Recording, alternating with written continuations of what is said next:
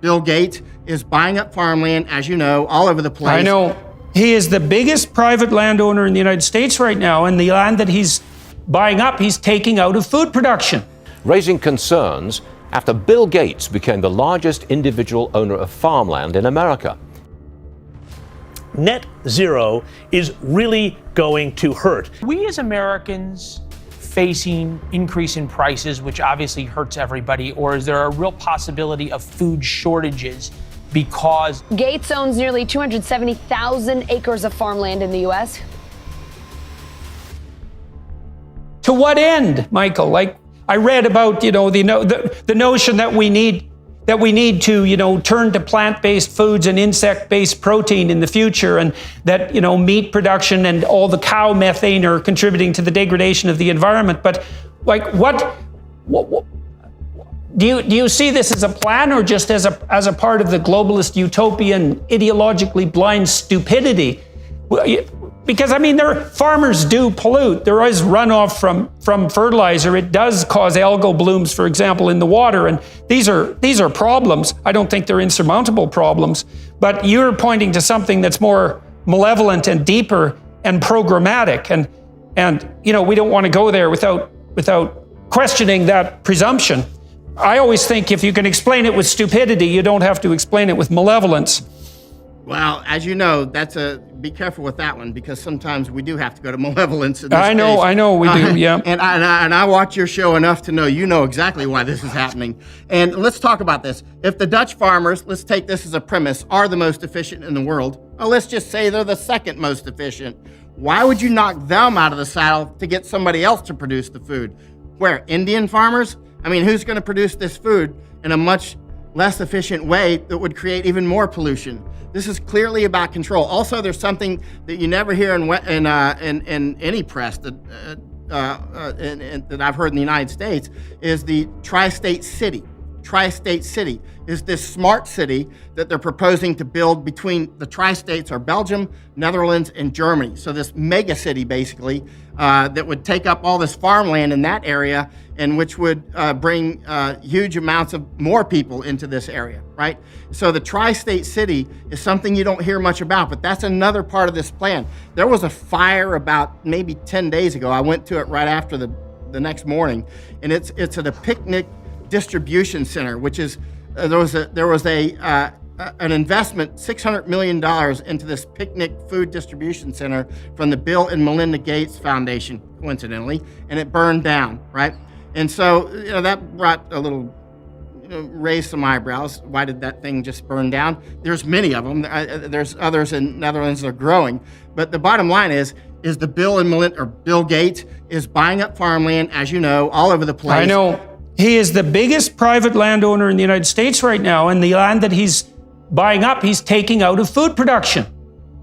And it seems to be because he's obsessed about meat production, at least in part, doesn't believe that that's part of a sustainable future. And so, but I do share your skepticism. It's the same thing happens on the bloody energy front. It's like, well, Australia won't build coal-generating electrical plants, but they'll ship their bloody coal to China, where they're going to build much dirtier plants. And the same thing applies to Canada. If we shut down our energy industry, which our bloody, insane, narcissistic, delusional, traitorous prime minister happens to think is a good idea and seems to be working as hard as he can to manage, all that's going to happen is that we're going to cede the ground to people like Putin, who we also turned into a radical enemy with his hands on the control pump for Europe. I don't see how we could be stupider here in the West if we actually took courses in stupidity and tried as hard as we could.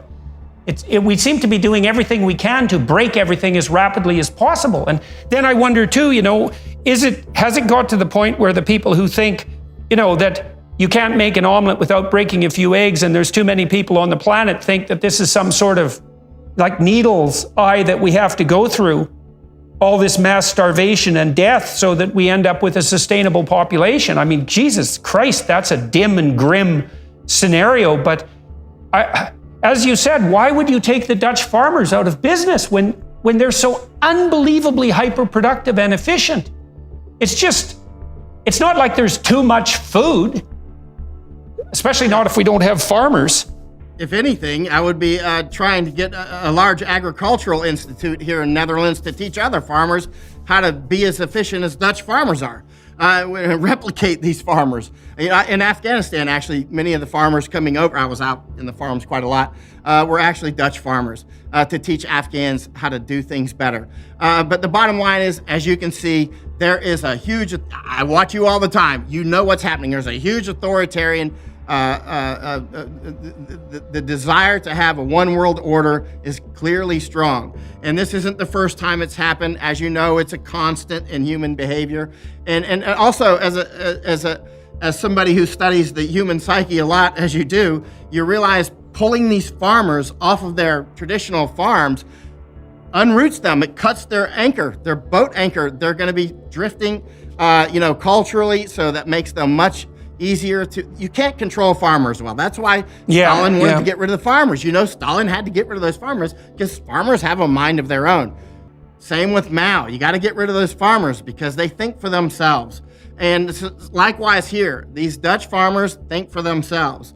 And so they're the bad guys. To me, they're the great guys. These are the people me that too, we have man. to defend. That's our backbone. They are our backbone. That's why I flew to Netherlands from Mexico. I mean, that's how important this is. Okay, so what have you discovered on the ground there? You've been talking to farmers. Tell us, first of all, about how the protests were organized, what their scope is, and why the farmers are doing this and what they hope to accomplish. Well, the farmers in Netherlands are amazingly cognizant of what's happening. Many people that I talk with around the world don't realize, these other things like the WEF, WEF and these sorts of things. But the Dutch farmers are talking about it in detail. They're like, the nitrogen is nonsense, and it's all about Klaus Schwab and Bill Gates is trying to do this, and they'll go into great detail. They know exactly what's happening. They're trying to take our land because of this, and that, and the other. And, they know it. They're not just like in Panama, it's another story. Panama is just like, give us cheap gas, give us cheap cheese, cheap this and cheap that, and we'll go home, right? They're easily satisfied. Not the Dutch farmers, they're more sophisticated.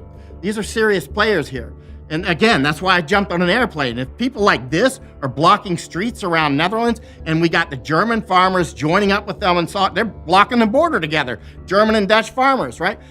Polish farmers, I love Poland. I spent 2 years there. Polish farmers are making videos in support of Dutch farmers. That's how much look, that started in Canada, jumped over to the United States. It's over here now. I mean, it's really growing. This courage is spreading. And so, and you see Italian farmers, Spanish farmers, people are rising up. And the more they realize what's actually happening, because, the man behind the curtain is the WEF, the World Economic Forum. Of course, we're going to have to deal with China, but at this rate, look, if Germany falls from these energy issues, which is looking pretty likely at this point, China is going to peel off the rock too, right? As are we, economically, right? We cannot sustain the collapse of Germany. That's absolutely 100% obvious. That would be an utter bloody catastrophe. If Germany collapses, EU's gone, right? For a while, right? And I mean, the EU will probably dissolve. That's my guess. I don't know. We'll see when time unfolds. But obviously, that'll take our economies with it, and China, right? And Japan. And of course, Japan imports, 60, 70%? All these island nations and island state like Hawaii that import, 90% of their food imported, right? They are going to be in for a world of hurt. Japan imports most of its food. And, some of these countries that I should say maybe insulted the French for a while years ago and saying, why are they defending all these small farmers all the time? Now I see the French wisdom. These small farmers, that resilience and these, when you go to France and I'm sure you've been to France, and their small farmers everywhere provide a great deal of resilience, right? And that's why in Netherlands, if they lose, these farmers are vital for that. They're as important as their army. I mean, without these farmers, you're in somebody else's pocket. Bill Gates, the World Economic Forum.